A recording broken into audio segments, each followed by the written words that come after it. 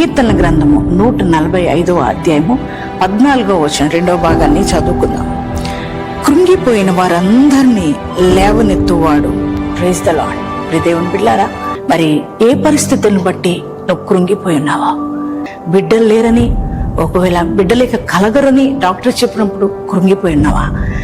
అలాగే నీ శరీరంలో రోగం ఇక తొలగదని డాక్టర్లు చెప్పినప్పుడు కృంగిపోయి ఉన్నావా?